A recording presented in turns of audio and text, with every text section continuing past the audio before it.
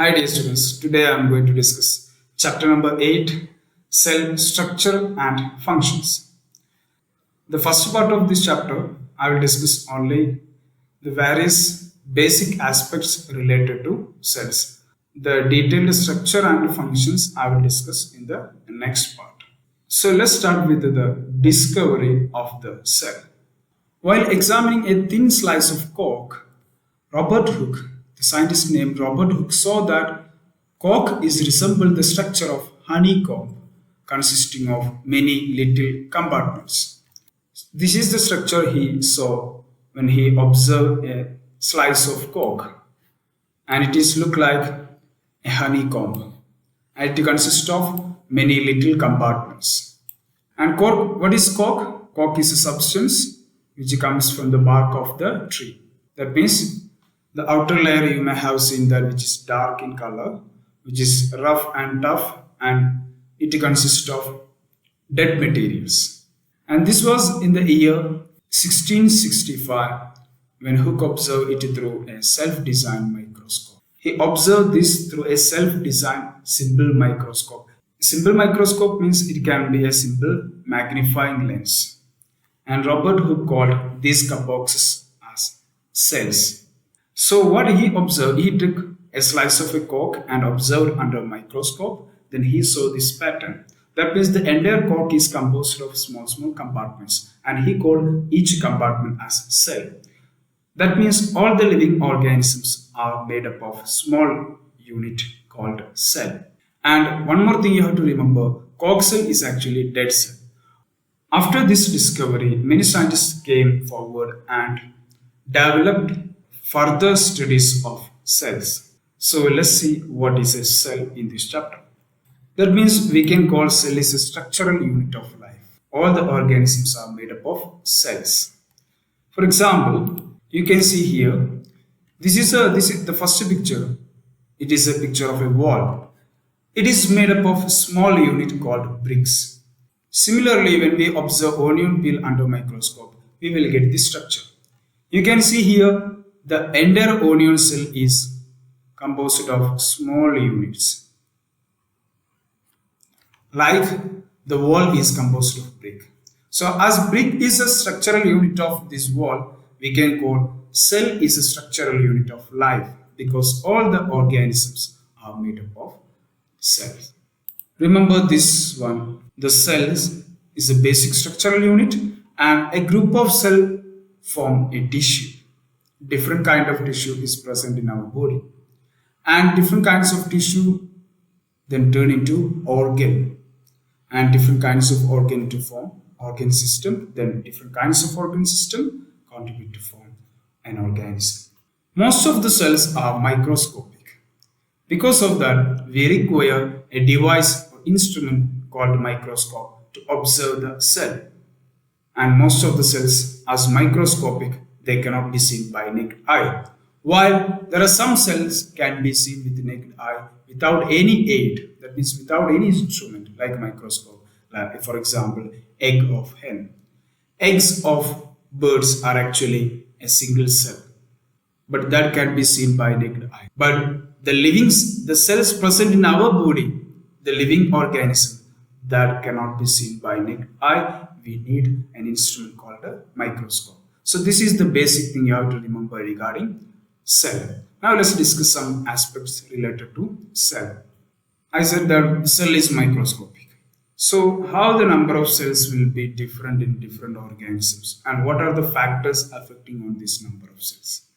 Number of cells are different among different organisms. That means in different organisms the number of cells are different according to their size, then their structure. For example, in a tall tree or huge animal like buffalo, cattle, anything, the number of cells turn into billions and trillions. 1 billion is equal to 100 crore. So this much larger number of cells present in big organisms. For example, in human body, it has trillions, that means 10 raised to 13 of cells which vary in shape and size. Different type of cells with different size and shapes are present.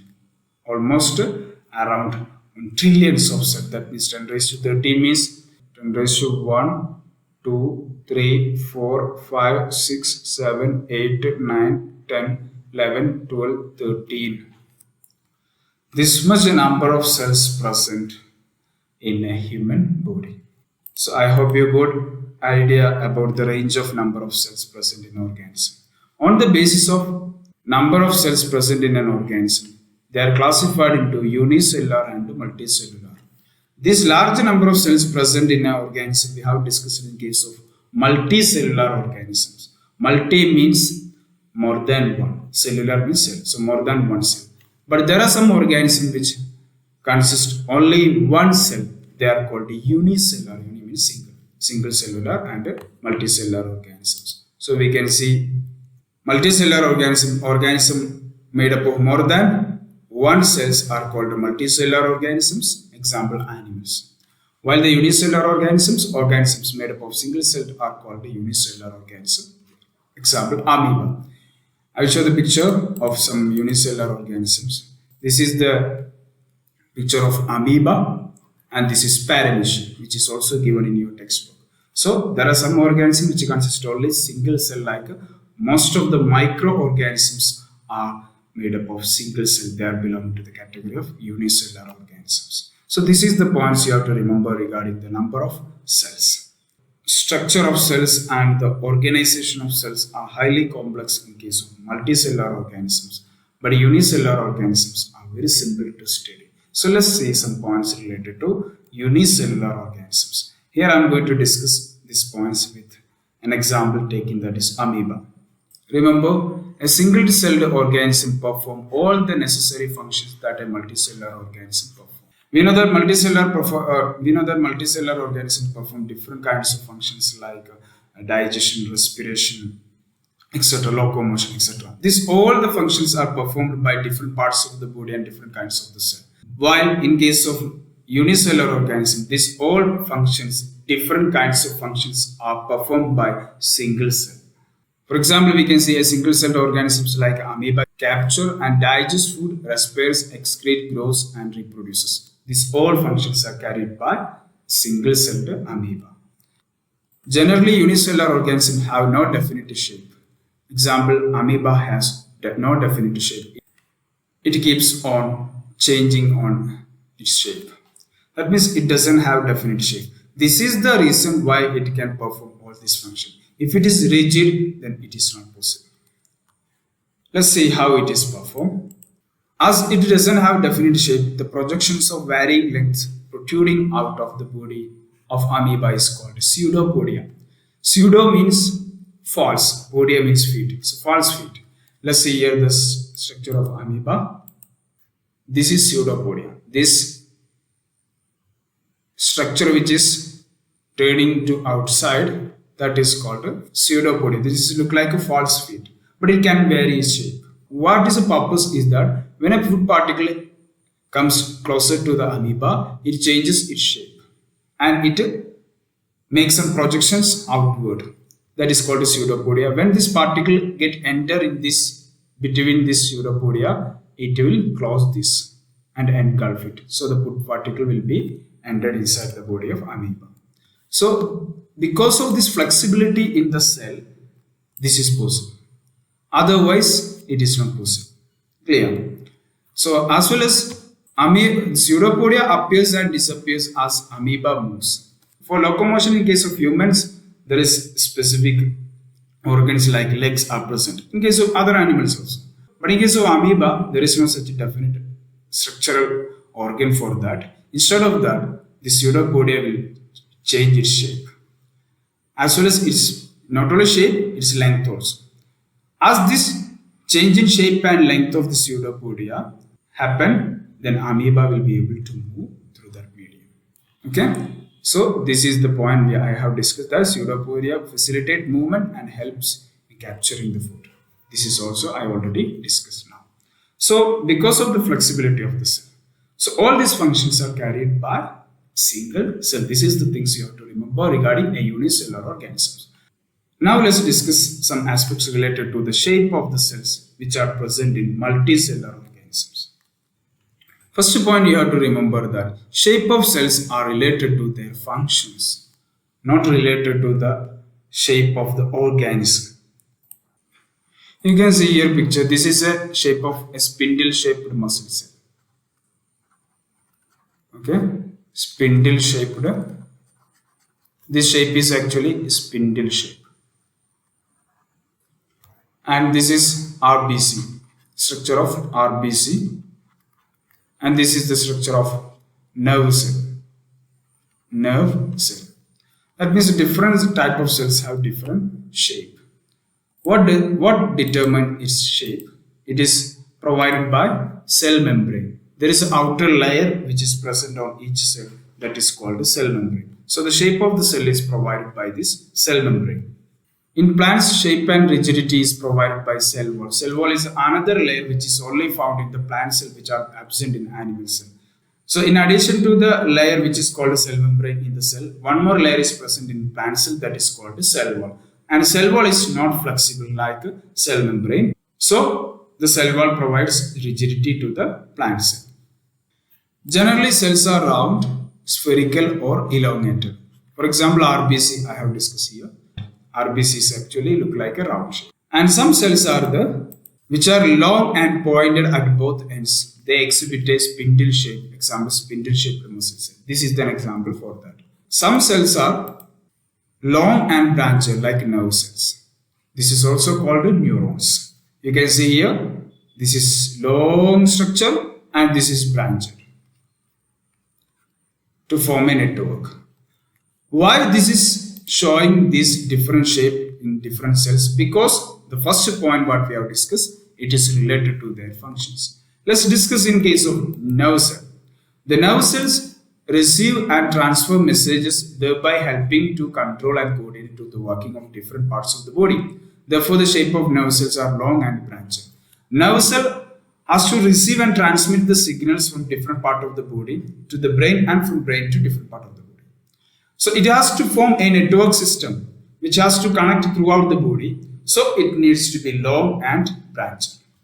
For example, I will tell you the nerve cell present in any cattle as well as in the humans, they are long and branched. Because the function of nerve cell present in cattle and humans, they are same. Because to carry and transfer the stimuli or the signals. As the function is same, shape is also same, irrespective of the shape of the organism. And some of the cells present in multicellular organisms changes its shape. Example, white blood cells, WBC. This is also present in blood.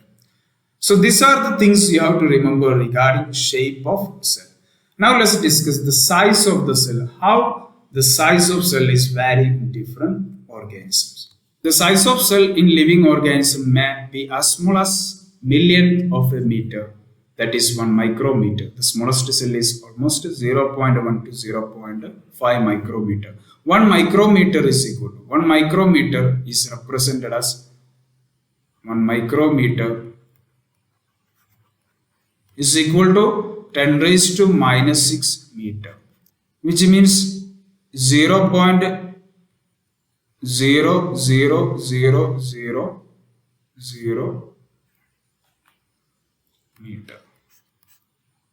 This much smaller, 0.00001 meter. So the size of the cell is very small. Because of that, number of cells is much bigger number to form a proper structure of the body. So this is the lowest range of the cell.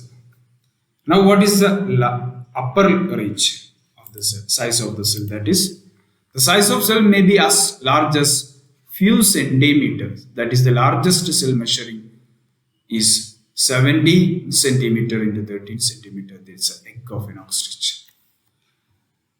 This is the upper limit of the cell. I already told in the beginning that eggs of birds are single cell. Among that eggs, egg of an ostrich is the biggest one or largest one. Its dimension is almost 17 centimeter to 13 centimeter. So the size of the cells may vary between this lowest to highest range. So all other cells are in between this range. But if you take the size of cells in multicellular organism, most of it will be in this range. This size is actually in coming in the range of eggs. For example, a hen's egg of hens also almost like a 5 centimeter, 4 centimeter like. That means the size of cell has no relation with the size of the body of animal or a plant. If you take the size of cell of a rat and an elephant, it's almost in the range of micrometer. Actually, the size of the elephant is much bigger than the size of a rat or a mouse. But the cells present in the rat and elephant are almost the same size. That means the size of cell doesn't have any relation with the size of organism. You can see here the structure of egg. This is a boiled egg if you consider that one. And this yellow part is actually called as yolk, which consists of high proteins and fat. Actually, this is the cell. This white part is called albumin.